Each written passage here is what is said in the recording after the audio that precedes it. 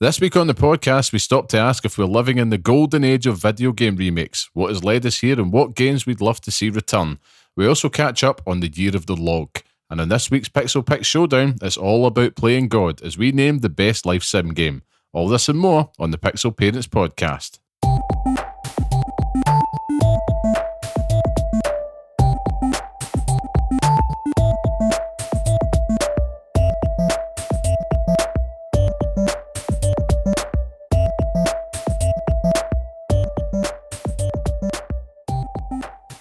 Hello and welcome to the next episode of the Pixel Parents podcast, the show that discusses all things gaming from the perspective of parents. I am your host, Liam Kelvin, and today I am, of course, joined by the bearded one, Scott, the tastemaker. Curry, how are we, Scott? I'm very well. I'm trying to be more positive. I'm bringing the power of positivity to this podcast now. That's it. The grey clouds have risen, and I've had to stop. I'm no longer scraping my car in the morning, so everything's fucking coming up roses. But you know, I'm quite well. You ask me on an almost daily basis how work was, and I'm always just like, it's work, you know. And every day just kind of bleeds into the other. So it's nice to come out and record a show or two this week. I know, We're blessing you folks with audio. Fucking chocolate. Thanks for that. I'm all right. Long way for a shortcut. How are you? You've had a day of it. I've had a bloody day of it. I can't disclose exactly why, but it started off well, and then it got really bad really quickly halfway through it, and that's probably why I always ask you how work is, because it can usually set the tone. But you know, we're getting there. It's just. There's a lot of stuff going on. It's February, man. That's the problem. Everyone's shitting themselves in February. Yeah, it's a short month as well, and you're just like, I don't know, you're trying to claw back time, March fast approaching, end of financial year and all that stuff as well. So it's always a tense time. But do you know what? I'm really glad that we had this tonight. That was my elbow speaking, honest. See, there we go. Yeah, I'm glad that we had the podcast to kind of look forward to the end of a long day. Indeed. And it's also been good to see the feedback and the results of our fruits of our labour with the state of play last night. Yes. Because we're recording this on Thursday, folks. You know, bringing it right up to the wire. So we are. Aye. It is Thursday. Yeah. So yesterday was Wednesday, and the state of play, PlayStation state of play has been and gone, which, after you've dwelled on it for a bit longer, do you still hate it?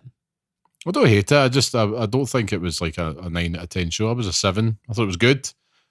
But I suppose for my full thoughts, you should go back and listen to the Pixel Remakes. Bastard show. Yeah. Did you want to hear me shitting my pants over on the Musha again? Absolutely. It's like we're living back in the 2000s all over again. And I'm fucking here for it. Well, do you know what? That is such a salient point you raised there, Scott, because I think we could be talking more about that today. Indeed, we could. See what we did there. I suppose before we do get into the nitty-gritty of this episode, we should get some housekeeping out the road. So, of course, this, for those listening, this is the Pixel Parents podcast, the weekly podcast by parents who game. For those who do the same, where each week we discuss all things gaming whilst raising little ones. If you want to be part of the podcast, come say hello, share your thoughts with us at pixelparents.bsky.social on Blue Sky, or write to us at pixelparentspodcast@gmail.com. And if you like what you hear and you want to support the show, you can leave a wee 5-star review and share this podcast online with your friends. Of course, that really helps us out.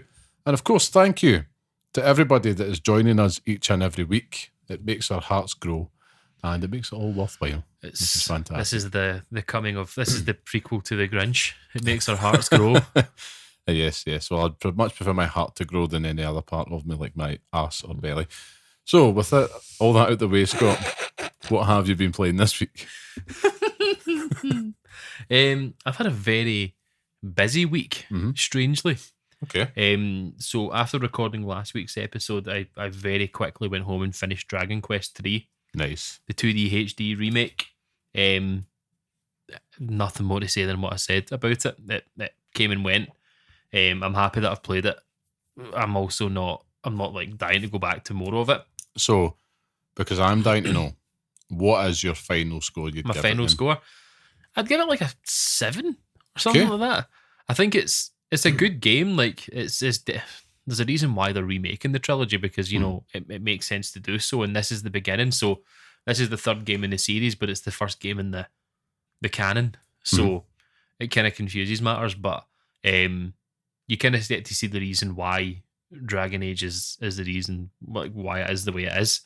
And it doesn't deviate very much. Like the combat, as I say, you get the AI to control it and they do all the hard work for you. So that's good. It's basically just like a walking sim at that point. You're walking about picking up treasure chests and stuff, which is cool. I changed the final boss. I was just like, I can't be bothered with this anymore. Let's just put it down easy and just let it go. And then I got to the end and that was it. So yeah, there we are. And then it says, please join us for the next games in the series. And then that's the next part of the Endrick trilogy. You know, not confusing it for the Real Madrid player that doesn't play. However, that went out the way. And then I was left with a dilemma. Because I was like, well, I've got a few games there in the year of the log that I want to play. Yep. Grand Theft Auto 5 is still rearing its ugly head at me. Oh yes, I forgot. Still waiting there to play that. But I was like, I don't really feel like playing something too heavy. Yep. And I was like, do you know what I'm going to do? I'm going to go back and give a game a shot. A game that I played recently that I didn't vibe with. And that game was Citizen Sleeper. Right, okay. Not the second one, because I wanted to see what the first one was all about. And I got as far as, selecting a character that I wanted to play as and never done anything more.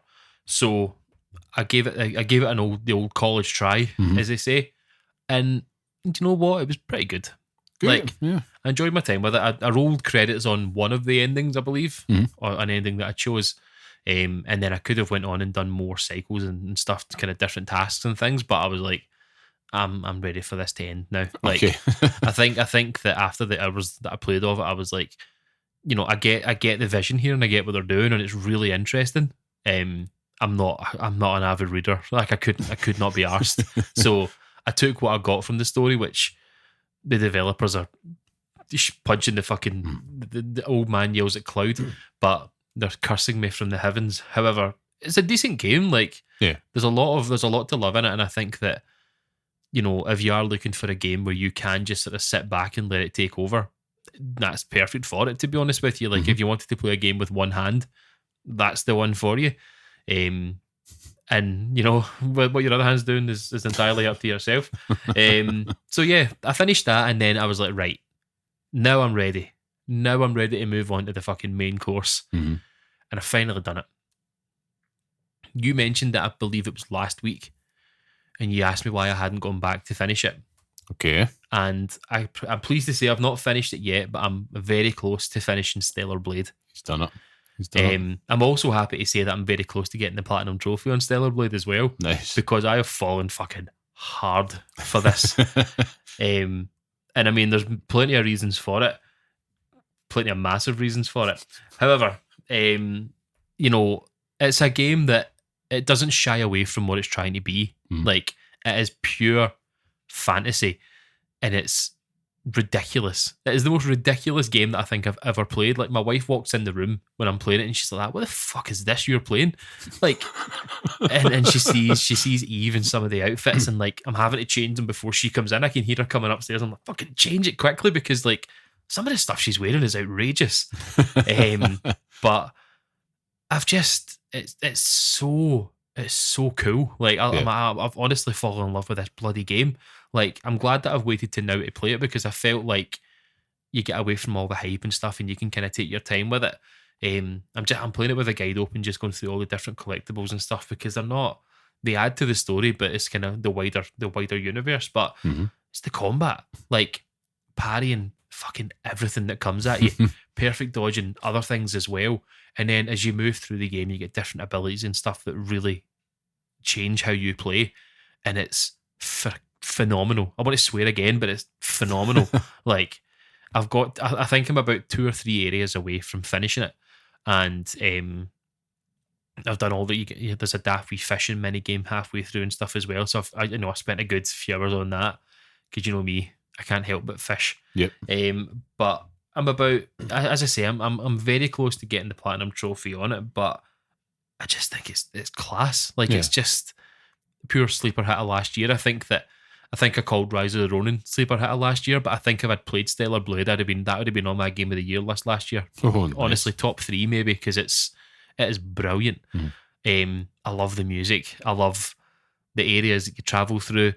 I fucking love the characters in it. Like the wider cast of characters that you meet. It's not just Eve. You've got Adam. I believe it's Lily. You've got all these other characters that live in Zion, the different towns and stuff that you go to. And it's like, this is just cool as fuck. Like, I don't imagine. I can't see a world where Stellar Blade 2 exists, because this is just so unique and like weird in its own way. And I think that if you were trying to make Stellar Blade 2, you'd basically be making porn the game. Dark Souls the porn edition, but it's just Dark Holes. Dark Holes, aye, there you go. But I tell you what, I think there's a game there again that you could get into. But if you're playing it at home with your wife reading on the couch, do not change any of the outfits. Play with the base outfit initially, and then just leave it at that until she's out of the room. Because I tell you something, having to make excuses for some of the stuff she's wearing, there's no excuses to make. So I know I can't even be like, oh, I enjoy winding it up and talk the talk. I would absolutely pat my shants if something like that came on in front of my wife. It is ridiculous, ridiculous. But as I say, it's brilliant. Like, I honestly can't stress it more how much I'm enjoying playing it. And it's one of those things where it's good when you're thinking about it when you're not playing it. And I'm thinking about it constantly, like just getting back in what I want to do. And I've got the platinum, like the platinum trophies pinned now, so I know what I want to try and do and what I've got left to do and stuff. So I've got to finish it, and I've got to do a New Game Plus playthrough. Nice. But you'll fart through that in like a few hours. That'll be finished quickly. But there's a good amount of challenge in there. Like, it's not too difficult, but there's also a wee bit of difficulty in it. So I'm all in on Stellar Blade. I am now the biggest Stellar Blade fan that ever existed. You love to hear it. And it's great. As I say, it's absolutely fantastic. And that leads me on to my next points. So, what's next in the year of the log? Yep. Big old log. The big old log. So, I've still not played Soul Reaver yet. I was just thinking that the other day. A game you were so excited for, but I suppose, yeah, you've waited that long. Grand Theft Auto had taken over at that point. So I've still not played Soul Reaver, and I think I'm joining the hype train for Avowed. I'm not, Yes. I've not quite bought the ticket yet, but I'm sitting on the website kind of looking at prices. I'm like, For Avowed? No, like that the tickets. The analogy. I'm looking at their journey, and there's something there I think I would enjoy. So I'll maybe test the water and see how that goes. But if all else fails, then expect me to be talking about Soul Reaver for a wee while. I'm so happy. This might be another crowning glory where I might just sway you back to first person games ever so slightly. Just a gentle nudge towards them. I think you will enjoy Avowed. Hope so. I think it looks like it's a good time, something that Game Pass desperately needs, and it's something that I am basically putting everything on hold so that when it comes out, I'm ready to roll. You're ready to play it. Yeah. I would say if the character creation, because I've not checked anything out on it, and I want to find out about this myself. But if I can make Sting in this, face paint and all, then we're off to a good start. Okay. See if the face paint options are not there, I'll turn it off, because I need to make Sting. I'm thinking, I know something, I'm not going to tell you, but I know something about the character creator, but I'll just let you discover it on your own. And I think you'll enjoy it.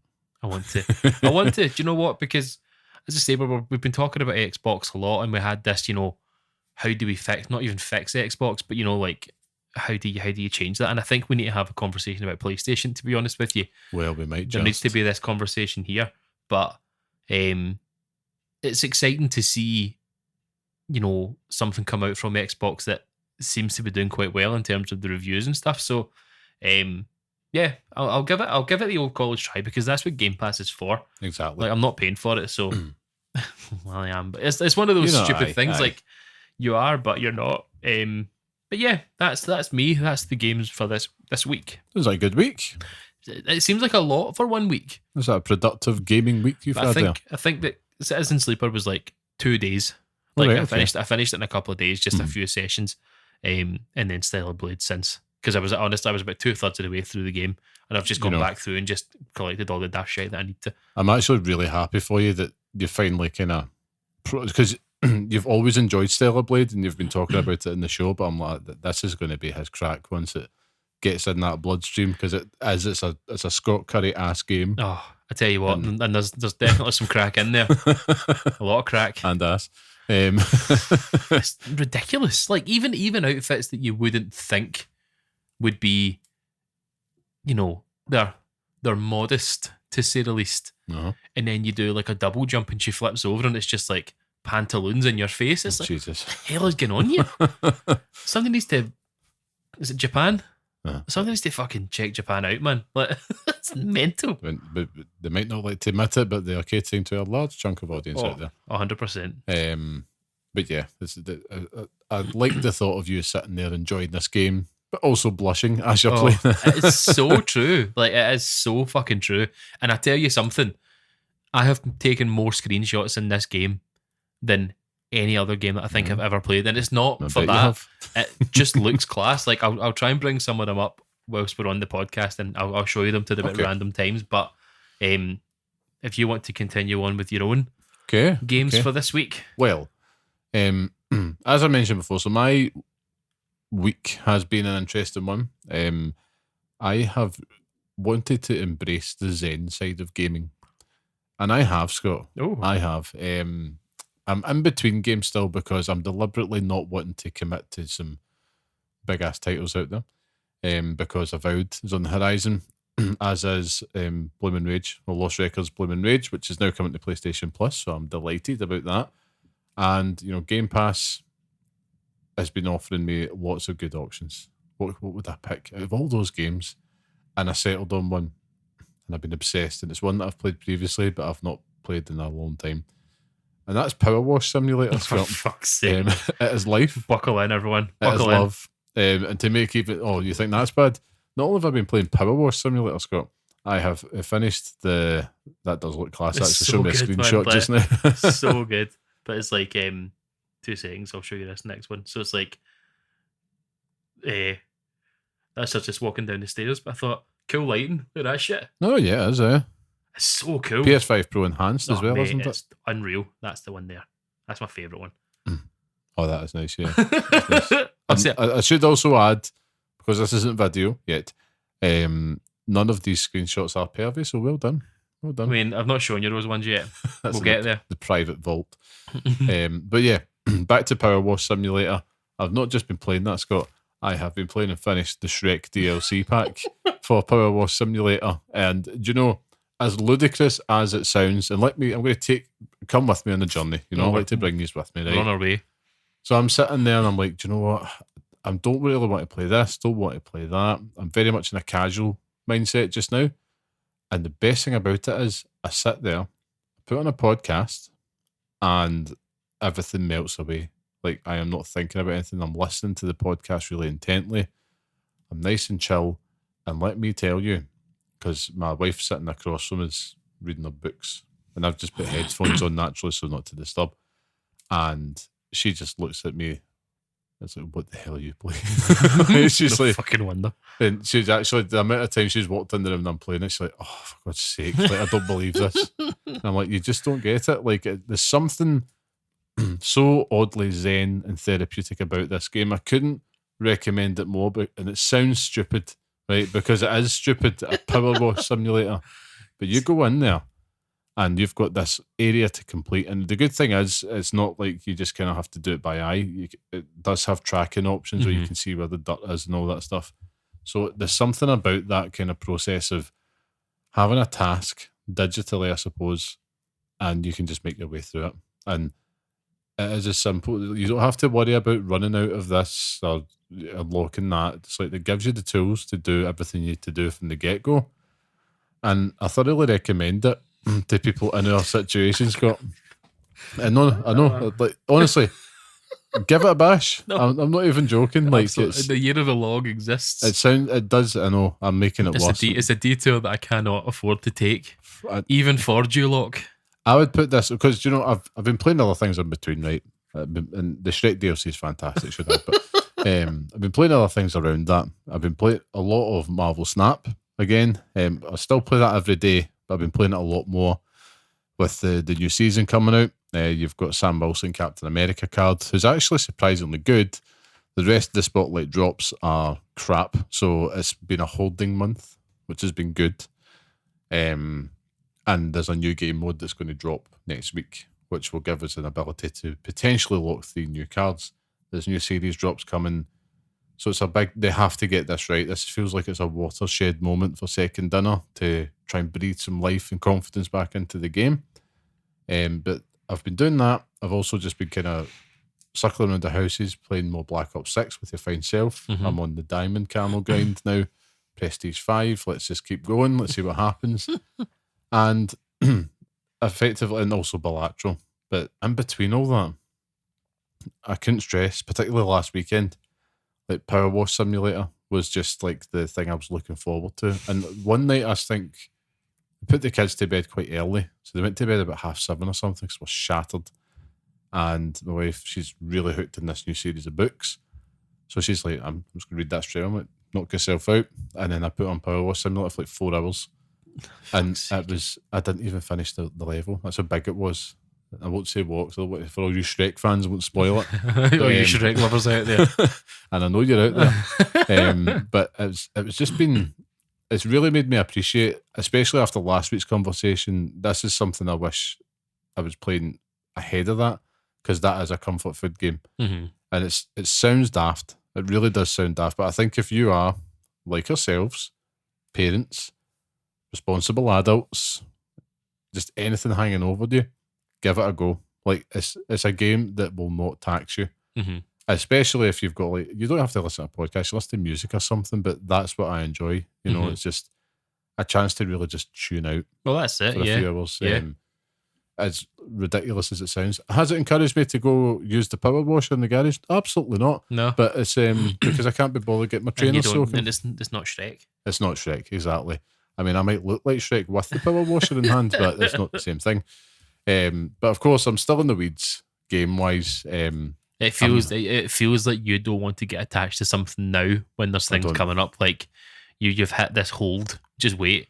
Well, Well, I made a mistake oh no. a couple of days ago, and I put Octopath Traveler 2 back in the PlayStation. So I'm like, oh no. But that's I play this game in installments. Yeah. Since I've got it, it's a long ass game, but it's just you get that music and the gameplay refinements of it. It's just so good, and again, excellent to play on the Portal. But you're right, it's basically the countdown now to my season, my feast. Avowed, Lost Records, Blooming Rage, and a small game called Assassin's Creed Shadows. Scott, you ain't far away. Honestly, brace yourself, folks, because this is going to be fucking horrendous. Oh, like he is not going to stop talking about Assassin's Creed. You know what? I will do my best. No, don't just unashamedly Assassin's Creed, because that's the only game you want to play. It's fine. It's true. I'll break up the Assassin's Creedness, Yeah. or maybe I'll play it, and then we'll just be the Assassin's Creed cast forever. Well, that's the thing. Podcast that Liam has always wanted to make. Oh, it'd be fantastic. You know, from the Pixel Shadows cast or something like that. Maybe that's what we do when Assassin's Creed finally dies and Ubisoft goes with it. Yves Guillemot just under lava, thumbs up, finally melts. Well, we just relive the world of Assassin's Creed. I mean, I'd love that. I mean, for me personally, I'm treating this almost as this might be the last one we get. I think it will be in that style I've said before. I know the talks of the Black Flag remake, which is kind of became the de facto favourite online. Yeah. It's because of the shanties. Because of the shanties. I mean, I dream the dream. It's an excellent game. Absolutely excellent game. Not the best Assassin's Creed game for me personally, but Edward Kenway. It is indeed. That's fucking knowledge. It was a great class. That's the one that I enjoyed most, to be honest with you. Yeah, I mean, I didn't hate 3 either. I didn't mind 3. This is the thing. They're not bad games. No, they're not bad games. I think it's just you lose some of the points for uninteresting characters. Like the main character of 3 was boring AF. That's true. Brah. But Edward Kenway had a bit more personality to him, and it was fun. As I say, I've tried to play Syndicate, and it was a buggy mess. Might go back and try it in the future. Probably never will. But Syndicate was another one where people will be like, "Oh, it's really good," but it's really hard to go back to now, so I don't recommend it. But the one, and it's surprising that it's never been done, is 2. Like the Ezio series. I know they've got the collection, but surely that's the one that everyone wants. I think that might be the canary in the coal mine when they've officially run out. That's true. Yeah. Same with that's the Black Flag remakes kind of making me think that it's like, and we'll have time to talk about it, but yeah, I don't want to linger on it too long. But is that not an episode we have in the doc? It might well be fixing the series. Sorry, I'm spoiling our future plans. Everyone keeps on stealing our plans as well. Like I have noticed we do a podcast and everyone else does it. I know. Like, I mean, it's almost like we talked about PlayStation. Somebody else talked about the PlayStation. It was mental. Metal Gear Solid. We did the Metal Gear Solid one. Yeah. And everyone else is fucking talking about it at the same time. Like, what the fuck's that all about? I don't know. We must all be just kind of seeing these signals out there within the content algorithm, and it's just. But to be fair, we'll lift the curtain, I suppose. Like we've actually got like episodes planned out for a good couple of months. It's great. For people who need to know this, right? Because if you're really wondering how the cogs work at Pixel Parents HQ, I do nothing. Liam is the planner of everything, so he makes this big plan, and then I show up on the day with no notes and just talk shite for a couple hours, and then that's it. Just with your wee stick and the wee hobo thing. That's me. That is just come in, say my piece, and then leave. But yeah, Liam's the MVP. Liam and Sean both really do fucking make this podcast tick. It takes us all. The Three Musketeers, it takes us all. And we do keep saying this, we've got plans there for Sean. Yeah. Plans for other guests as well. I know, I won't say it on the podcast, but we do have something there that I'm going to make happen. Hopefully, if we can get dates in the diary. But yeah, it's good fun. I enjoy the planning side of it. I think for me, it's, especially since becoming a dad, I would say I do enjoy the planning side. Like that's my sad dad trait. You know what I mean? We'll have one. Loves a spreadsheet. I do love a spreadsheet. Like I've made one for the house move and everything. I'm terrible. I'm terrible. You should have seen me as well when we were like getting the kitchen done. I had a spreadsheet with formulas and everything. It's like it reminds me of the time when we built. Was it your daughter's cot? Yes. And you with IKEA furniture, like taking out all the fucking pieces and separating them all nice and neatly. It's like, oh my god. Like, and we were supposed to be going out for pints after it as well. I know. And it was like, you're killing me here. Absolutely fucking killing me. That was fantastic though. Fantastic. Good, precious memories. Indeed. I suppose on that front, not really been playing too much games with the kids. Like the wee man's just kind of been really into just playing with like Ninja Turtle sets all week and colouring in, which I've enjoyed as well. So I'm like, let me help you with that. And it's like, no, just let me do it right. And I remember I'd coloured in a picture of the Incredibles, pristine it was. And I was like, what do you make of that? And they just scribbled all over it. Fucking felt like greeting. Aye. You can't say anything, but it's like, sitting there like Syndrome. What's his name? Yes, sitting there like fucking. It was seething. I should also add, and this is the point to add as well, just to put it on the radar for listeners. So because I've been playing Octopath Traveler the past couple of days, my son keeps asking to play Astrobot. You know me, I like a rest mode pause, and I know I could just start it again, right? But I don't want to. I just want to, at the end of the day, just beep, on it goes. And it's like, can I play Astrobot? I'm like, oh, it's some pause, buddy. Can we play something in the Switch? He's like, no, it's okay. Then he moves on. But Astrobot are adding 5 new levels. Indeed. They all have strange names. Like they do. Weirdly erotic names. They do. I'm telling you. There's something in the air. No. There's something in the air. There's something in the air of fucking Astrobot. I tell you, because they're all weird. A minute, I'll get it because I will find it. Yeah, well, I mean, we know that there's a lot of listeners out there who do have Astrobot.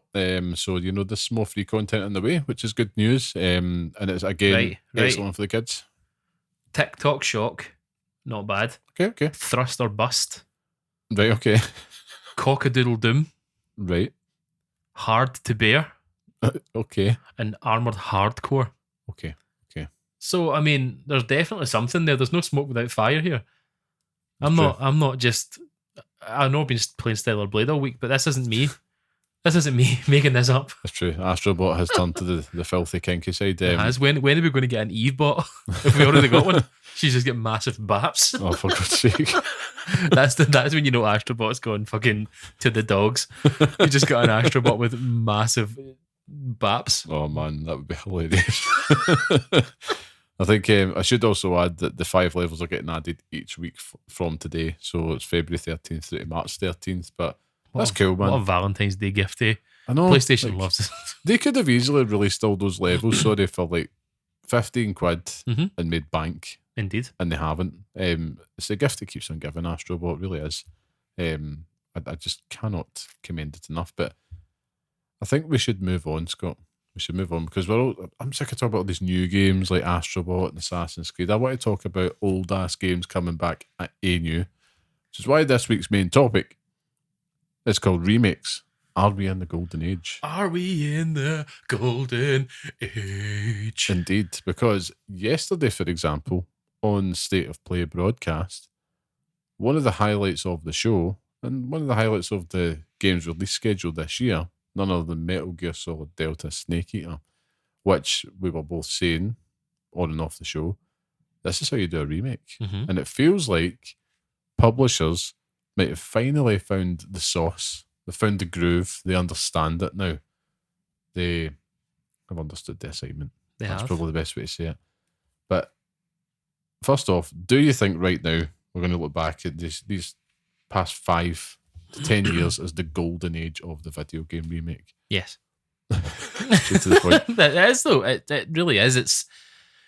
We've had more remakes than ever before. Do you know what I mean? Like, and that's in most media, but video games, for what we're looking at, Resident Evil has been remade to death.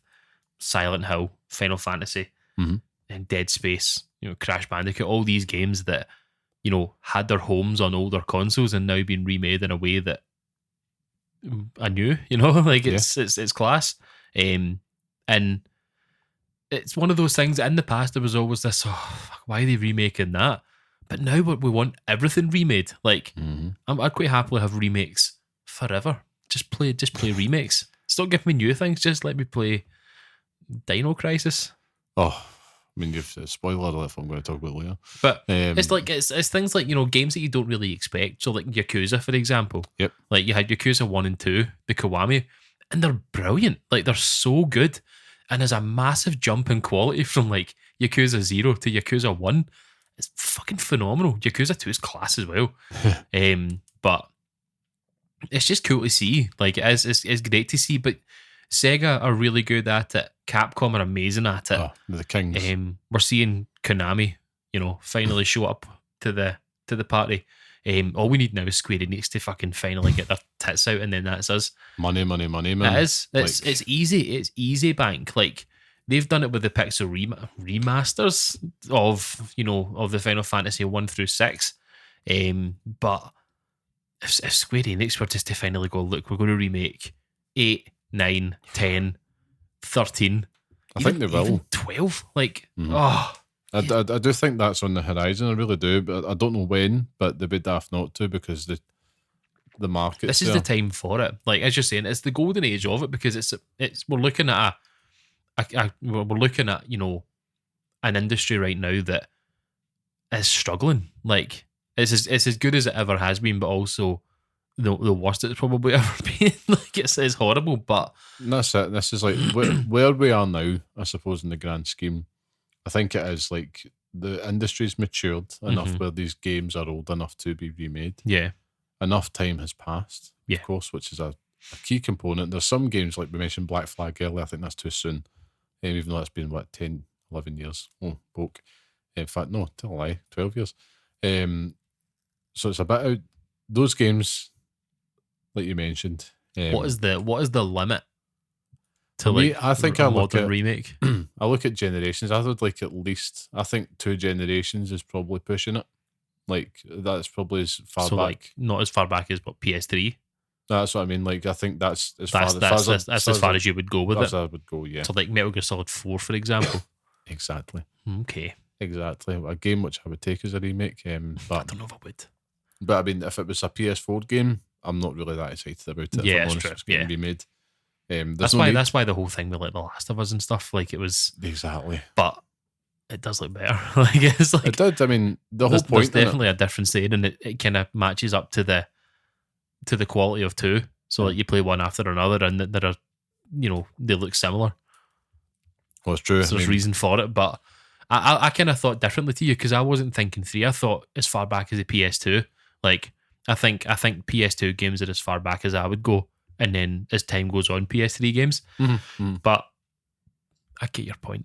I mean, because don't get me wrong, we're almost 20 years out from that generation, which is stink. In fact, it's 20 years out. That's stinking. Oh Jesus! Oh, no. I just got lightheaded there. But it's all about basically at the end of the day, a good remake is about taking that original vision, keeping the soul of it, because it's not an easy thing to do, but using technology to modernise it and to realise the vision fully. Because if you go back to even like the PS1 era, I suppose, and when games were really starting to have those more cinematic qualities, these are stories to pass on to generations. Like when we're talking about like the Pixel Picks list, for example, you could remake all of those games just so that there's another generation there. And I think this is why we're in the golden age now, because it's all to do with how much it's going to cost to produce a game now. They're getting more and more expensive, so it's cheaper to bank on an established IP than it is to roll the dice on trying to build a new one at the end of the day. And I don't blame publishers for doing that. It's Hollywood effectively been doing that for a while now. Just kind of keep rebooting and in some cases remaking. Hollywoods love a reboot as opposed to a remake. Big Mama's House. Jesus Christ. Oh, that's the only film I could think of. Big Medea's House or something like that. For Christ's sake, I couldn't imagine a worse night out at the pictures. And I say that because totally derailed this podcast. How dare you remake a classic? It's I think that's really one of the big trends that we're seeing, because you mentioned that the industry's struggling. And how many games now, like they're more new IP risk averse, I would say, than ever before. We're crying out for it. We'd love to see it. But when you do see it now, and you look at the culture, the climate, which we've talked about in previous episodes, like Intergalactic from Naughty Dog, right? They announced that. It gets an absolute load of VL patter getting aimed at it from these incel weirdos. And they would much rather they'd be like, well, we're remaking Uncharted 1. Yeah. And then complete polar opposite, because that was more representative of the But then you would also have times. The other side of it, like, why are you remaking Uncharted? You're fucking bad. It's like the same conversation that you were having with Silent Hill 2. Like when they showed off the first footage of Silent Hill 2, people were like, "It's ugly. Why are you remaking this game? It's a classic." It's like, shut up. See, that's a really good one to bring up, because I feel like Silent Hill 2 might be. There's been really fantastic, amazing remakes, of course, before that, but Silent Hill 2 feels like it might have turned a corner. Honestly, it is the shot in the arm that Konami needs for their whole back catalogue. Like, Konami have such a fucking deep catalogue of games. And we're looking at fucking like Castlevania and stuff like that as well. Yeah. Like, go and remake Symphony of the Night. Do you know what I mean? Like, just go and do it. Make bank. It's fucking, honestly, it would shout out money. But with Silent Hill 2, it was the shock for me last year, because I was not expecting it to be as good as it was. And they're doing the same thing with Snake Eater, where they are upgrading everything that you know is going to be upgraded. So the visuals and all that are upgraded, everything else. But all the voice acting and stuff is pretty much the same. Like, it's remarkable. With Snake Eater, for example, like they're changing nothing to do with the voice acting. And like, you listen to the stuff in the trailers, and it is all the same. Yeah. But just with this fucking fresh coat of paint, and it's brilliant. Yeah. But honestly, like, I could not stress this enough. If you've not played Silent Hill 2, even if you're a big fucking scared fanny, play it, because it's genuinely brilliant. Like, moment to moment in that game, it's just like you're replaying a PS2 game at this point. But it's like, holy fuck, I can remember walking through this town. I can remember walking into this apartment building being like, no, I'm not staying here.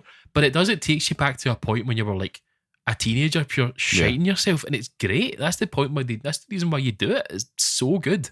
And it feels like for the longest time, remakes were a bit of a bad word. I felt like they weren't really done all too often.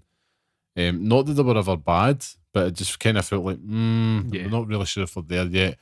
And then games that came, there's always been remakes in video games that have been successful. But I thought to myself, it's like, do you know what, this generation, PlayStation kicked off with a remake. Look at Demon's Souls. Yeah. And I think that if I linger on that, and of course it applies to Silent Hill 2, Metal Gear Solid Delta, the whole point in it and the advantage that it has is that you've got old farts like us who've played the original games. Yeah. And then you're bringing it to this new audience, but also done it in a way that's lovingly crafted, capturing the essence of what made it great, make it shiny. Everybody wins.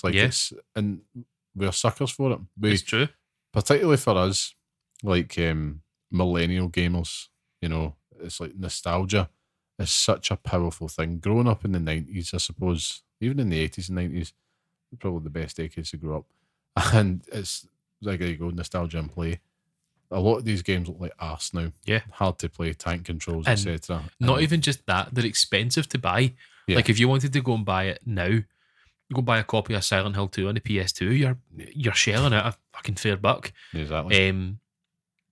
So it's impossible even sometimes to get your hands on these games. So for preservation, like alone, it's massive as well. Like it's huge for that. And I agree with you. Like it's the nostalgia's there, and it's such an easy win. Like it's just like aye. When you look at even Nintendo, have been really good at it. Yeah. I mean, even if you look at things like Ocarina of Time 3D, remaking that. And they're going to remake it again. Like, of course they are. Ocarina of Time. But they understand the value of their IP to bring it to new generations, which I think should be at the forefront of it, as opposed to, well, of course it's going to make bank, but you think about it, the parents in the household or the elders are going to market that game on behalf to the next generation. True, yeah. Like, and you know what? They're not shy. Easy. They're not shy in giving the original to you as well, like Nintendo Switch Online. Like Nintendo Switch Online, for how little I use it, it's phenomenal. Like just having that back catalogue of games on like the SNES and stuff like that is ridiculous. Yeah, it's true. I mean, they've definitely found a good groove with it, Nintendo, and they don't do it often. Yeah. I think they definitely treat it in the right way. What other remakes have they ever had? They did Metroid Prime. God, what else is it? There's ones off the top of my tongue here that I'm missing. God, I can't think of any now. Super Mario RPG. Super Mario RPG was another one. Yep. There's another one they did very recently. They've brought back. I can't remember, but they do it so often. That's the sad thing. They do it so often. I'm going to just have a double check here because I can't have this here not having examples. Terrible. I don't know what you're talking about. What kind of game is it? Well, it's a Nintendo game. You can definitely play it on a Nintendo console. Is it Crimson Skies? Crimson Skies, indeed. Is it Conker's Bad Fur Day? Nope. Is it Blinks the Time Sweeper? Nope. I suppose you have the ones even just like the ones you've just played, Dragon Quest. Yeah. They can count towards it as well. I can't even find any other ones here. Let me see. A lot of them are remasters, which is technically, obviously, it's straddling the line. It depends on how much work they've done on it. Yeah. Probably the best one, actually, and this is one that I would add, we'll get to the end of the conversation, this, and it's just come out of my head, Pokemon Heart Gold and Heart Silver, which is a fantastic remake of those original games, badly needed. And I think they've done that in the Switch with other ones. They did not do it with Diamond and Pearl recently as well, and they brought it to the Switch. Brilliant Diamond and Shining Pearl or something like that. That's right. Well, Let's Go Pikachu aye, and Eevee. Yeah, no, definitely, aye. That was a fantastic one to introduce it to a new audience, although I should add, I've got that in the dock in the Switch. And I thought, well, there you go, son, let's play this. And I forget it's got those stupid motion controls. Yep. Oh, and try to explain that to a 4-year-old wasn't great. Luigi's Mansion 2 HD. Indeed, yeah. You know, oh my God, I just hit that. Diddy Kong Racing on the DS. When are we going to get Donkey Kong 64? Well, it's a remake. Yeah. I don't know. That was the last big 3D outing for Donkey Kong. Why do we hate Donkey Kong? I have a funny feeling he's going to make a big comeback here, right? This is going to be Year of the Kong. I think it might be Year of the Kong because I hope so. He deserves it. Mario Kart. Mario film, Super Nintendo World has got the new Donkey Kong ride. They've got plans. They're cooking McCong, right? He's coming back. It's coming back hard. Coming back. It's going to be so hot. 2026 is going to be the year of Donkey Kong. Donkey Kong is so hot right now. Advance Wars 1 and 2. Indeed. Yeah, very true. I'm just rhyming off all these ones. Kirby's just tell everyone every single remake that's ever been done. Just list them off one by one, and I'll just sit quietly. Just strap in, folks. Metal Gear Solid, the Twin Snakes. Yes. Terrible remake. Fucking Hochin remake. That's a contentious one for sure. A contentious one. Whilst it fulfilled the brief of making everything look better, I feel that it missed capturing the essence of the original, which is so important. And it's what's the word? It's the je ne sais quoi of it. You can tell I've been watching Frasier all week. It's that something intangible made tangible within a game. It's the soul, it's the spirit of it. That is so hard. You can't just put a lick of paint on it. And sometimes you can take it too far. Which is why I think Metal Gear Solid Delta looks like you're doing That's the thing with it, is that you could go down the route of changing everything and it loses that quality that made it so good in the first place. And I think that's why Silent Hill 2 was so good. And I think that's the reason why Metal Gear Solid will be so good, because it still retains everything that you know and love from it, just makes it look and play better.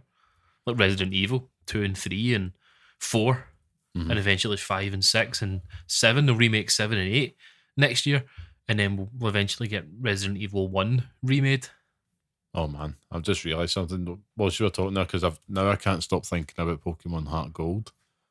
And take you back to the pandemic, right?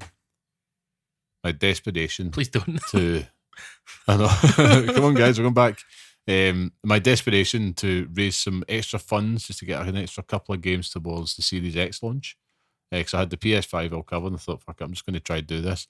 I went into the garage, found an absolute boatload of old DS games, and I found Pokemon Heart Gold with the Pokestep counter version, pristine in the box. Wasn't cellophane wrap, but it was pristine. And I sold that to Game for about, I want to say it was about £95, but I'm just looking at the prices of it just now on eBay and it's like 215 quid. And I'm like, what have I done? Aye. These things always happen though. Like, even if you looked at eBay, type in Silent Hill 2, PS2. Silent ridiculous. Hill 2. Okay. Because this is the other thing as well. You're absolutely right with the golden age of remakes. It's like you're making more money. Publishers don't want that money to go to the reseller market. It's like, no, we can make that. Yeah. You know, and it's definitely worth it. Oh dear God. I mean, £68 on It's too much CX. for a PlayStation 2 game. Jesus. Silent Hill 3 is 140. Yeah, Silent Hill is more like rarer. Silent Hill 4 as well. Brutal to get. Oh man. There's a Silent Hill collection as well. Comes in like a red box. I think it's like the three of them. £344.99. Outrageous. Like, it's ridiculous. Good grief. So that's the thing. Like, it prices you out of wanting to play it. If you want to go back and play it on original hardware, you're either going to emulate it. You know, not that we advocate for that, or find a way to steal it from some shop. But it's one of those things where if they're remaking this game and it's the same thing, just looks better, then why not? They should. And we're so fortunate to be in this era just now. We often sit. I mean, yesterday with the state of play, and this leads us into the next part of the conversation. It's like what remakes is it we're kind of looking for. Bloodborne always comes up at the top of the list. Not even 10 years old, even though it is 10 years old next month. But that is top of the list, even though we just want 60 frames per second. Yeah. I mean, I don't think that would satiate me anymore. What, 60 frames per second? I think I need more. I need more from it now because it's been and gone. Like we've got Elden Ring now, and it's like, ugly child at the party. But I think that if a Bloodborne remake came out, then I think I'd be happy. I don't think a remaster or a 60 frame thing's going to do much for me. Or a sequel. Indeed, yeah, or a prequel.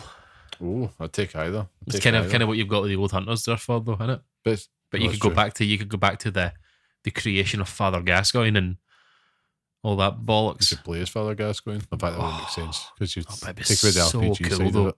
It would be cool. Father Gascoigne's the best boss. Yeah, he's not though, because then you've got fucking Oh, that's an episode. Ranking Bloodborne bosses. Write it down. Okay. Put it in the docket. But I think it's became such, because we're in this golden age now, I think it's became such a cornerstone of gamer culture. Yeah. Like every single conversation that you're having around specific presentations and stuff, a good remake, and the Final Fantasy VII moment at that PlayStation conference was the game changer. Yeah. And that has obviously spawned its new thing. The thing that I find interesting, if it's linger on that example for a moment, is that it brings in, that's a perfect example, it brought in new fans, myself, but it also made existing fans either go, this is amazing, nostalgia rush straight to the veins, and there is the odd detractors. It's like, well, they've changed it slightly, it's its own thing, and that's a very interesting approach to remakes, where it's still looking to, from the feedback that place yourself has given, you're more than satisfied, delighted it's given all those pops. But you respect it for what it's trying to do. Yeah, for Final Fantasy VII Remake and Rebirth, you could have just one for one remade that game step by step and not have changed anything to do with it. What I respect that they've done is that they've said, look, if you want to play Final Fantasy VII, go and play Final Fantasy VII. Like, that is there. And there's 1,000 different ways that you could go and play Final Fantasy VII anyway. But with Remake and Rebirth, is that they've not been scared to say, look, we're going to deviate from the story here. Like, we're going to do what we want and tell it in a different way, but it also ties in really, really well with the story that they're already telling. What I would say that with the remake itself is that with remakes itself, especially with Final Fantasy VII, is that it gives you an opportunity to do that. Like, you can tell this story in a brand new way. Like, if you want to go and say, think of apart from Final Fantasy VII. So Final Fantasy VII Rebirth, you obviously went to the Golden Saucer, right? And in the actual original game, you had different things that you could go and do there, but it was quite limited. Whereas in this, they've said, look, here's a lot of things that you can go and do. Like, go and just enjoy yourself, and it's class. Like, it really does. It adds value to what you're doing in that whole place. So it kind of gives them more ways to let you see more as a player. When you go to Cosmo Canyon, you see more in that place as well. Like, the world around you actually tells a story rather than you just reading it on a page. So it's like, it gives them a different way to actually expand on the story that they're already telling. And that can be through the way of, voice acting, written notes on the screen and stuff like that. Like, it's cool. It's so cool. So I'm all for remakes. And I mean, I'm all for remakes changing everything. Bring out a Bloodborne remake and just turn it on its head. Like, remake everything. Make it Dark Souls 1. That'd be amazing. I'm just thinking, like, we've got this, we're in this golden age for sure. And I see, when we look back on it, a lot of the biggest successes and most beloved games are ones that have played before and been remade. Yeah. This generation, like Resident Evil 2, Silent Hill 2, Final Fantasy 7, even like The Last of Us Part 1, which was obviously released to much chagrin. But indeed, no, you're 100% correct. It was good. It was good. And again, that was another example of Sony being clever. As much as we hate to admit it, because it might make you sound like a corporate apologist, but from a strategic point of view, you're looking at that, it's like they've got this hit show coming out. We want to make sure that when somebody goes and buys a PlayStation 5, they've got the shiniest version possible to get them into this series, and then buy Part 2 remastered, then watch the second series, and then, oh, look at that, they might announce something new. Which was probably going to be the multiplayer game, which obviously died a death. Thanks, Jim Ryan. But you can see how it all aligned. Jim Ryan did nothing wrong.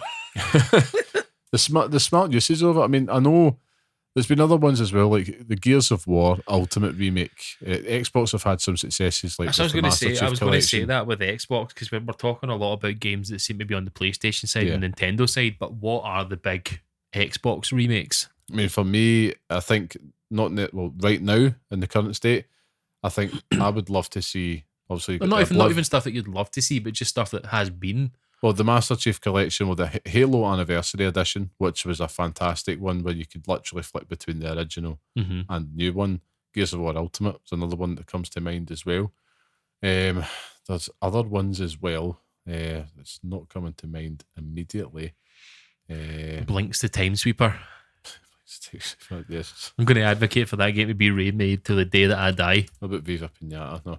I never liked Viva Pinata. I wanted to like it so much, and then I remember buying that game and being just like, this just isn't for you, Liam. You're kidding yourself on. Rockstar's Table Tennis. Oh man, one of the first games. In fact, yeah, it was the first game I bought on my Xbox 360. What a game, man! What a game. There's lots of remasters I've put on there. They've not really had big remakes. Remakes. It's not something I was racking my brains about it, and it's not something that I thought of. Age of Empires, did they not do that recently? They did actually, yeah. I'm trying to think. Master Chief Collection was another one. Let me see. I think that's really the big hitters on Xbox, but they do have potential, because I would argue, instead of getting a new Fable, I would love it if they remade. I suppose they did actually remake Fable as well, years and years ago, or they updated it. But I would love to see it brought to life. Remade. Maybe that's what they will do. Maybe this one's new. Maybe this one's going to be remade. Oh, it's Playground Games. They're going to do their own thing on it, I suppose. But it's there's so much opportunity there. But I think Xbox are going the other way, whereas they would much rather give you tools to update existing games, like with the frames per second boost and play anywhere, the backwards compatibility stuff, which again is amazing. But if I was to put a game of a certain age, so speaking of Rockstar, right? Bully, right? So there's a game there that people of our age played, loved. I hand that to my nephew, like 15, and he's like, right, okay, play that. It's like, this is dog meat. Why is everything so covered in Vaseline? What is this? And they don't get it, because we're a bit more forgiving. We're used to seeing it. Whereas if you remake that and hand it to them, completely different story. Money in the bank. You know what I mean? But money in the bank. I suppose on that note, so we've covered a lot, obviously, to answer. You've answered the point succinctly at the start. Yes, we are in the golden age of remakes. Long may it continue. Long may it continue. With that in mind, is there ones at the top of your list that you would just love to see just drop? I've got a full list of games to go through. Some. We'll do one at a time, or do you want to just go through the whole thing? Go one at a time. One at a time. Need for Speed Underground 2. Oh, right, okay. 1 and 2. Just make a new Need for Speed Underground. Remake it. If you're doing one, you might as well do 2. Remake it. You know what I mean? Go for it. Me, obviously, Dino Crisis. Indeed. I've been campaigning for this for many a year, Scott. Almost a decade at this point. It's true. I stopped. I did. I used to, but then I stopped because it's never going to happen. I think it will. Listen, if Onimusha is back, then it's not been remade, though. It's not been remade, but I think they will. I don't know if they would do the same approach with Onimusha as what they do with Dino Crisis, which is let's remaster the original ones. I think do like a new Dino Crisis entry. With Dino Crisis, I think that if you were to go back and remaster that game, it would look bad. Well, I think it needs the Resi 2 treatment. I think it needs a remake. It needs a full fledged remake. But I'm with you. I'd eat it up. So good. Def Jam Fight for New York. Nice. Okay. I've still not forgiven Def Jam for this. Like, why would they do that? A few years ago, get to 1 million followers on Twitter and we'll tell you about a new game we've been cooking up. I know. Got to 1 million followers, shat the bed. Genius move, though. It was genius. No, of course it is. Diabolical. If I had that in the back pocket, I'd be doing that on this podcast. Do you know what I mean? Like if we developed, I don't know, Legend of Dragoon, and be like, we've got something cooking up here for you. Let's get to 1,000 followers and we'll show you what it is, and then just never get back to them. I would do it, but disgusting, absolutely horrible. Right, I've got a few other ones here. I've got Morrowind, because I know Oblivion remake's happening, but I would love it if Morrowind got remade. No, honestly, it deserves it. It deserves it. Skyrim there. Skyrim at home. Splinter Cell. Yep, that's one off my list here as well. Yep, Splinter Cell. I've added Pokemon Gold again, because I think going back to Johto is essential for the children. We've got to think about the children. I believe the children. Got to believe in them. They've got to believe in them. Teach them well and let them lead the way. Metal Gear 1 and 2. Oh, the OG ones. The OG ones. I'd love to get Metal Gear 2, Metal Gear Solid 2, but I think that a good remake of Metal Gear 1 and 2 using the Fox engine would be it's great. Metal Gear 1 is hilarious. I'd like to see that, just to see what that would look like. I think it'd be quite a fascinating project. You would never get Hideo in a month of Sundays to commit anything towards that, because he's too busy shilling coats or something. I've got one here for you that you'll love, Tenchu. Oh, mate. Fucking too right, aye. I love Tenchu. Mm-hmm. There's a YouTuber. I'll come back to you on it, but there's a guy on YouTube that I follow, a British guy that does loads of challenge videos and stuff, and he's got one on Tenchu. It's like trying to complete Tenchu without killing anyone. Oh, right. And it's like hilarious. He did it with 13. It's like, can you beat 13 using 13 bullets? Mm. And it's like, that's so cool. But the Tenchu one's great. I Yeah. fucking love Tenchu. It was so good. It was so good. Good grief. Where are you? Was that From Software? They made that?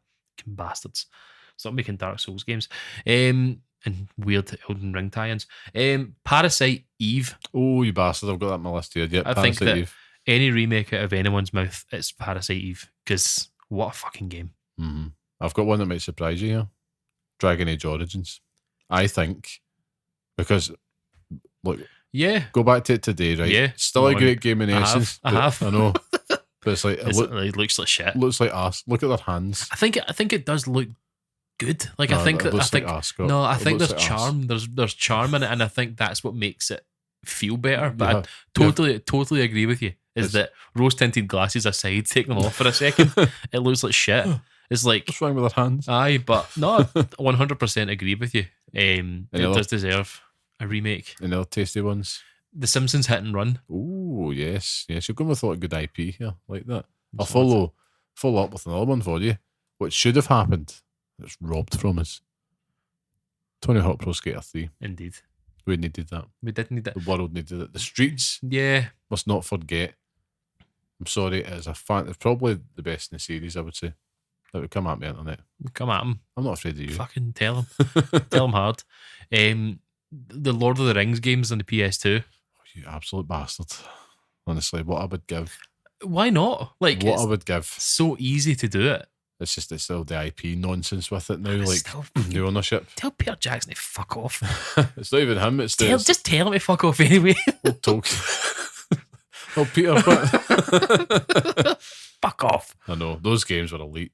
They were. I mean, that was like, if we look at it now, we're talking about us being the golden age of remakes. That was the golden age of IP games, Yeah. I think. Like, you were getting them all the time, and they were the way forward. They were coming thick and it was fast. I've got my last one on the list here. Okay. On my list for you, which, again, this is more just something I would just love to see, but it would never happen. But I'm just going to name like a series here that I think should be remade. But the WWE games, like, I would honestly give me like SmackDown Shut Your Mouth remade, put it out there. I don't want this kind of too simmy 2K pish. I want get the arcade games. I do get your point. But you also then have to factor in half of that roster are, up on charges, dead. Charges. Like at AEW probably. Yeah. So So dead. it's never going to. That's it. Come up with Oh, wrestling God. into it. The independent wrestling community is going to come after you now. Oh man, it's all expired wrestlers. My final one is one that's close to my heart, Okay.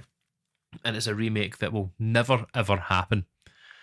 But I swear to God, if I heard the chimes of this game show up at any Game Awards show or any State of Play, I think I would fucking scream so loud you could hear it from your home. Mhm. But I would like to see the Bouncer remade.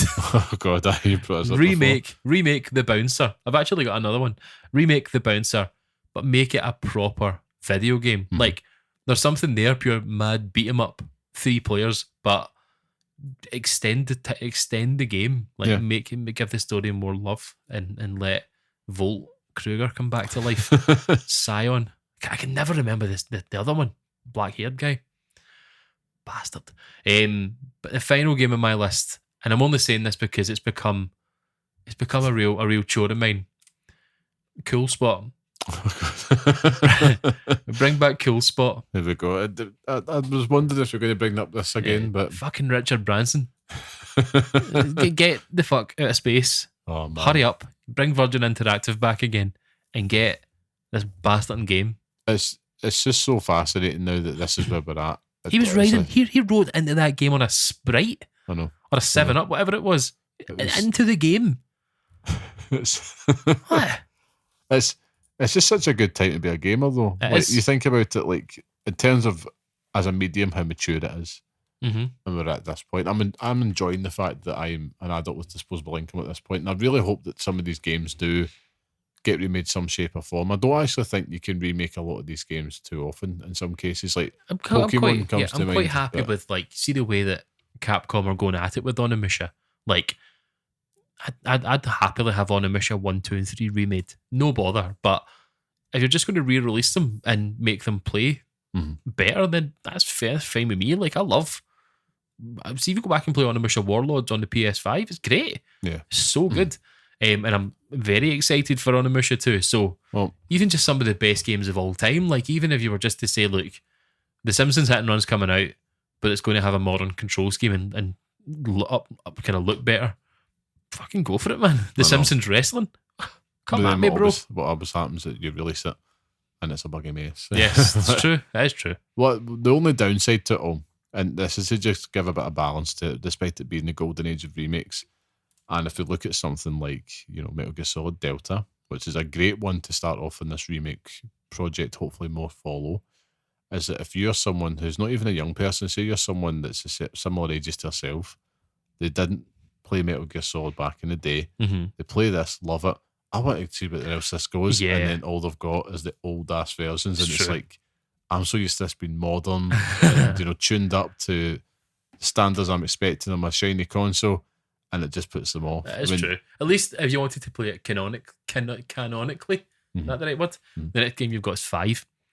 True. So, no, really, Peace Walker, but 5, then, you've got a good game there. True. I tell you, sorry to derail this final point here, but I have, in my head, been singing, is it Sins of the Father by Donna Burke from Metal Gear Solid 5? Yes. Like, constantly, because one of the songs in Stellar Blade is very similar to it, and it has ignited something in me that needs to extinguish now, because I don't have time to go back and play Metal Gear Solid 5 again. Nobody does. Like, I don't, but there's part of me that's like, see, on this big telly on my PlayStation 5 Pro, even if it's not going to do anything, good Lord, I could go back and do it all over again. I'll tell you somebody that went back and finished Red Dead Redemption 2, having originally played it on an LED and played it in OLED. I might have to even just give it a wee shot. Go back and save Kaz. It's an extended year of that log, that's what I say. I'm going to, do you know what? I'll download it and just play the first Afghanistan mission when you just drop in. God, it's a good. And then that'll be me. I'll be like, oh. I suppose what I'm keen to hear though is just for those listening, do you agree? Do you think what we're are the in the golden age? What are the games that you want remade? Yeah. And is it something like why? Is it something you want to pass on to people in your family, young ones, old ones, friends, whatever not? Or is it just purely so you can relive the glory days? Those glory days. na, na, na, na. Exactly. I mean, I think it's a bit of both for me personally. It's true. I do like a wee bit of nostalgia. I'm a sucker for it, but all that at the end of the day. But of course, I think we should move on then from Scott. That was a good discussion, but it means it's time for the Pixel Picks Showdown. It is indeed. Where each week we pitch a game, we pick a game from our chosen theme and we decide which one deserves to live on the hallowed Pixel Picks list, which is a definitive list of the best games we recommend and pass on to the next generation of gamers. Now, last week's theme was Japanese tactical role-playing game, with Triangle Strategy becoming the latest addition to that ever-growing and meaty list. And this week's showdown, we're going to be debating what best life sim game we think should feature on the Pixel Picks list. Now, as always, last week's winner goes last. Scott, who won it last week again? I can't remember. You. Was it me? Or was it me? Did you coin it? Did you pick Triangle Strategy? We both did. I think we coined it and you won. Okay. Because the coin always favours you. Okay, that's fine. We're going to have somebody correct us in the comments, I'm sure, if that's incorrect. Regardless, I think everyone knows. We're going to take it. Aye. We're going to take it. It's a dodgy VAR decision in my favour. So let's get to it. So yeah, life sim game, Scott. This is actually, we're getting into the weeds of these old genres as this list grows. We're probably going to maybe have to think about what Pixel Picks List 2.0 might look like in the future. But that's what the next thing could be. Yeah, that's a discussion for another day. But we're all here to talk about life sim games. Life simulations. The escape that we all need from our own lives. That's true. Playing God, just being Peter Molyneux with a big old hand. That's what you want to do. Oh. For me, My honourable. Is it you first? I'll go first. Last week's winner goes last. You fuck. So this one is the easiest slam dunk of all time for me. So you just got a one pick? Or it should have been. Right. Because the game that I was going to pick is already on the list. Oh, I know what you're going to pick. So my honourable mention is one of my favourite games of all time. It's a game that I play almost on a daily basis now. Mm-hmm. And it's also the cozy game on our list, which is Stardew Valley. Oh, yeah. I have got, quite honestly, 5 different saves on Stardew Valley going on in my life at this moment in time. Mm-hmm. I've got 2 in my Nintendo Switch, one with me, one with the one with the Wii one. I've got one on my PlayStation 5 now, because I bought it on the PlayStation 5 to play co-op with her. So we both have now got controllers and we can both play it at the same time, which basically means that I do everything and she just fannies about the farm. And then we've got it on the Xbox as well. Mm. So we've got, honestly, 4 or 5 farms going at the same time. If this wasn't on the list, it would have been the game that I picked for this. And I would not have stood down from my chair until it was on the list, because Stardew Valley is, and always will be, the best life simulation game ever made. Mm-hmm. It has all the elements that you want from life sim in terms of the social interaction, the farming as a an aside to it.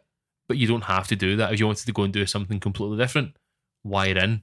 But it is a life simulation game because I googled the damn thing, but it wasn't. I couldn't pick it, so I'm not even going to dwell on it anymore, because if it can't be Stardew Valley, what is the next best thing?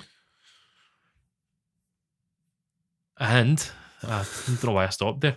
And the next best thing is a game that really did save us all. We've spoken about it already on this podcast, in terms of, in the past, but it really made the pandemic easier to digest, because it was taking you out of hell at that moment in time. And that game is Animal Crossing New Horizons. It's happened again. Scott. It could only have been that. Now, we need to have a wider conversation about The Sims, and I believe we'll get there. Yeah. But it's cozy games up its arse. Like, it is the cozy game. And the thing with it always got to me is that you have your jobs you'll do on a daily basis, your routine. But see, if you didn't want to do that, don't. Just go and play it at your own pace. Exactly. Do what you want when you want it. You can customize your farm, or not your farm, your village to your leisure. You know what I mean? Like whatever you want to do. I've seen some of these villages on here that are ridiculous. I do not have that. Mine is still basic bitch farm, because I fell off it months after it came out because I just couldn't be arsed anymore. I think Neo 2 came out and then it derailed all my plans. Yes. But you know what? It doesn't. From life simulation games, you can do it all by yourself, but this also allows you to jump into other people's farms. Other people's farts, and the social interaction between yourself, your own villagers, and also you can jump on the plane and go into other people's villages as well. Yeah, like it kind of creates that, especially during COVID. It creates interaction there as well. Kind of keeping on that life simulation, that seasons. So you've got the different seasons of the year.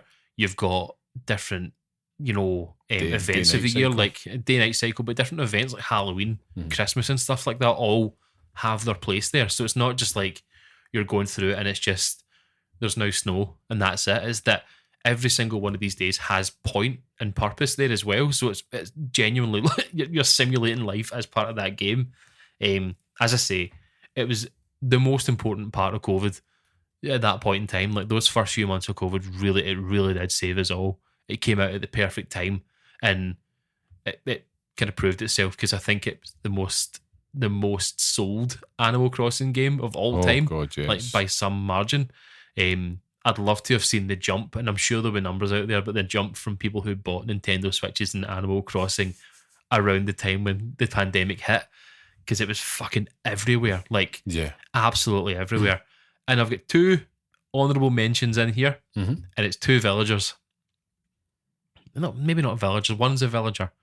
But when I'm bored, because of my Nintendo Switch Online membership, I will go onto Nintendo Music on my phone and listen to the back catalogue of KK Slider for absolutely no reason. Like, no reason for it. Yeah. And it makes me nostalgic. I'm like, fuck, I could go back, but I've got no time for it. And I've also got Rolled.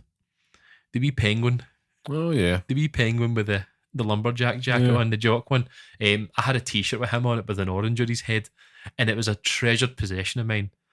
And yeah, there you go. There we go. An absolute hero. But yeah, it could, if it's not Stardew Valley, it could be the next best thing. And this is the one that I think it should be. Well, it is going to be, because that was also my pick. I'll come back to my honourable mentions as well. But I mean, everything that you just said, I agree with. You know, I mean, it was a phenomenon, a moment in time, a revelation. And I've got such fond memories playing that with my daughter. Mm-hmm. It's one that I've been dying and considering to restart, because don't forget, you can only do one save for one Switch at the time. A daft decision, but I think it's just more to do with the limitations of the hardware itself. So you can't just start a new island, so you have to redo it, and I just can't bring myself to it, because my island has such memories attached to it, because I put a lot of time into Yeah, that. can you not do a new one on a different profile? You need to do a new one on a different Switch. Is that right? Yeah. So what? If I had a profile on your Switch, it'd have to be your island? Yeah. That's fucking outrageous. Yeah. I didn't realise that. It's what you call it? Yeah, I don't understand why that is, but I remember that at the time, I was like, why would there be another island? I know, that's that's true, but right now, yeah, I couldn't imagine anything more perfect to just sit down with the two of them and just start out this island again. And it was something you could check in, and I know my son would love it, but to put him in an island, and even myself that is built up, I mean, you should have seen it. I had like dinosaur statues and stuff. I remade the Jurassic Park logo as my flag. You name it, man. Like, I was in deep, and that game was the routine I so badly needed. For all of us, easy to love, lots to master. Just a perfect life sim game. For me, I think it's the one, to be honest. But yeah, I don't think you could have had this game and not have it on the list. Like, I think it deserves its place on the list just in terms of impact. Yeah. And as I say, it genuinely was a tonic during COVID. Like, aye. No, exactly. Elijah Wood was playing it. Exactly. Like, fucking everyone was playing it. I should remember Animal Talking as well. No. So Gary Whitta, the writer of Rogue One and like Book of Eli, he had created, this is genius, just a talk show with celebrity guests within Animal Crossing called Animal Talking. That's that was cool. on during the pandemic. So he had like celebrity guests like, you know, Brie Larson and stuff like that come on it. It was huge. And it was, again, just through the power of gaming and Twitch and just a lot of clever people thinking outside the box. And it was just, again, it was so in vogue. You know, just, and there's a total like even community around it now where there's people who it's not speedrun it, but like they have like, you know, like shiny hunts in Pokemon where they have to like try and find certain villagers and see how long it takes them and how many attempts it takes and stuff as well. It's hilarious. Yeah, and that's definitely a game, I think, you know, if you've got a Switch or 3, but in fact, there's so many people we know in that exact predicament. Yeah. I've got Ryan being one of them, who's a friend, listener of the show, has like, there's one to add to your list, Ryan. Just go get Animal Crossing. It's something to play with the wee one. Like, you'll have an absolute blast, and it's so lovely. And it's also on the Pixel Picks list, so well done. But my honourable mention this week's a bit of a cop-out, but I had to. It's a recent addition. It's Power Wash Simulator. For fuck's sake. The streets must know, Scott. Is that a life sim game? Yes, it's simulating something you do in real life. Oh, right, okay. So you could do it. You could even pick like Trucking Simulator if you wanted to. We automatically go to other things like The Sims. Yeah. And I know The Sims is the granddaddy, but I always hated The Sims. The Sims peaked at 1. And you know, it was on the PlayStation 2 when you had that game, and for the first 2 weeks of that game, you were asking your mum for $100 or 100 simoleons, and it was great. You'd read a book for a few hours, then you'd ask her for $100 and you'd buy a house and burn it down. And you'd have a baby and lock it in a room and set it on fire and stuff. Jesus Christ. Like, but there was nothing more terrifying in The Sims than when there was like a burglar. See the music they used to play when there was a burglar? It was horrific. Absolutely terrifying. I've got really fond memories of The Sims, and I know that they re-released 1 and 2 recently, but only on PC. What kind of absolute bullshit is that? Like, I think they're catering to an audience. no, I they are. suppose, They so. definitely are. But I just think it's hilarious. Like, I think with The Sims now, there's too much to it. Yeah. Like, you can now go out to parks and go and do your own thing, and you're genuinely living a life on this. But I quite liked with ones that you had objectives and stuff that you had to complete, and it was very much like you have to do this by this point, or you get chucked out of your house and your roommates hate you and stuff like that. Oh, it was great. I loved it, but it couldn't have been anywhere near the list. Yeah. Well, congratulations then to Nintendo with Animal Crossing New Horizons. You are the latest addition to the Pixel Picks list. I think we've got some fun plans for the Pixel Picks Showdown list for these, and it won't be too far away, believe it or not. But yeah, I would be keen to see what the weighting is to like Nintendo games, Xbox games, PlayStation, all that stuff, just to see The breakdown. who came out on top. And I'm just thinking I'll do a wee bit of analysis. Do it because I enjoyed it. Loves a spreadsheet. Sad. Make a pie chart. Yeah, you could maybe that's a game. Sad Dad Simulator. Just create your own There's spreadsheets in a simulators game. for everything now. There's like poker, like card game shop simulator. I'm dying to play that. Dying to play it. Some of the footage from it's hilarious because like you sell cards to make money, then they buy cards to open them and find shinies and stuff. Ridiculous shit. If you've even got Power Wash Simulator, it's mental. Play it. It's like Play it. subliminally dropping Power Wash Simulator in every conversation. It's like, this guy's sponsored. Listen to this podcast backwards and you'll hear it It's the whole way through. Sponsored by Power Wash Simulator. Big Power Wash has got him. Honestly, if there's one thing that you take away from this week is go play it and you'll enjoy it. Like you'll come back a new person. Anyway, I digress. But of course, that brings us to the end of this week's podcast. So thank you once again for joining us. And if you like what you hear and enjoyed the podcast, leave us a wee 5-star review, and that helps us out. Makes a huge difference. Leave a comment as well. We've been noticing some of our lovely listeners been leaving comments on Spotify. It's always wonderful to hear It's from nice to hear from you. It really is. And of course, Scott, test time. Where can people find you online if they wanted to converse with you?